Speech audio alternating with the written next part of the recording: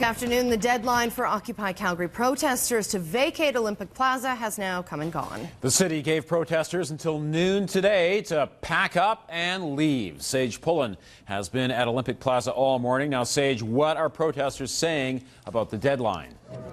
Well, Ian, a number of protesters down here today, they were chanting just a couple of moments ago. It seems that their spirits have been rejuvenated a little bit, but about half telling me this morning that they are planning to leave voluntarily throughout the day today. We hear a handful have already left very early this morning, many saying that they simply don't want the fines and they have families to think of. The other half, though, saying they will stick with it. They say that if they have their tents or belongings taken, they will simply replace those, and they say if they do receive tickets, they will simply fight those tickets in court. The mood here, though, is very uneasy today as talk of possible rioting has circulated through the camp.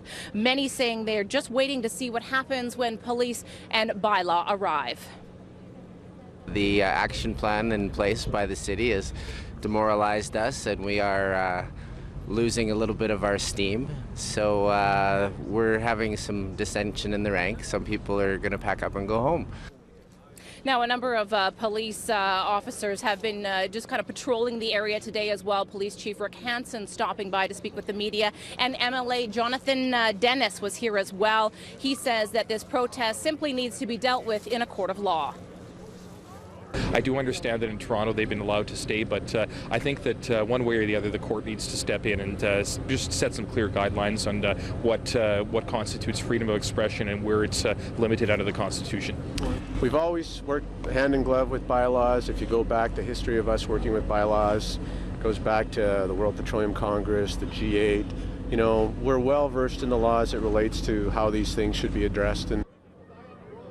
Now, there are about 30 protesters here today, and certainly many more spectators and members of the media, along with several members of the Calgary and District Labour Council here to lend their support. At this time, all are taking the approach of wait and see, but protesters tell me that even if the camp is taken down, the movement is certainly not done by any means. Okay, thank you, Sage.